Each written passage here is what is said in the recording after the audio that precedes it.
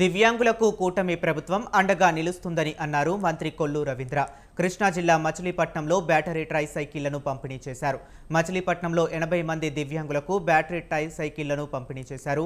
దివ్యాంగులకు 45 లక్షల విలువైన 150 ట్రై సైకిల్స్ పంపిణీ చేయడం సంతోషంగా ఉందన్నారు. సిఎస్ఆర్ నిధులతో సేవా కార్యక్రమాలు చేపట్టడం అభినందనీయమని తెలిపారు. కాబట్టి అది పెట్టుకున్నప్పుడు మీరు ఆ లైట్లు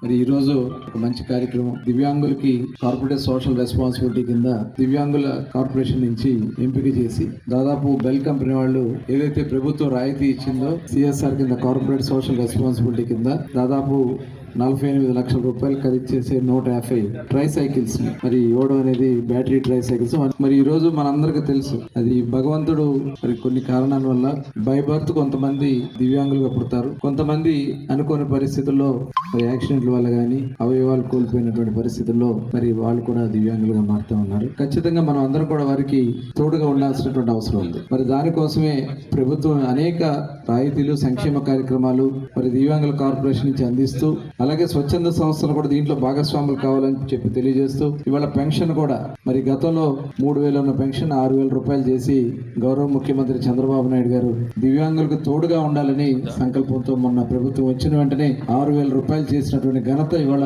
మరి కూటమి ప్రభుత్వాన్ని కూడా ఈ సందర్భంగా మీకు తెలియజేస్తా ఉన్నా. మరి ఈ రోజు ఒక మంచి కార్యక్రమం దివ్యాంగులకి కార్పొరేట్ సోషల్ రెస్పాన్సిబిలిటీ కింద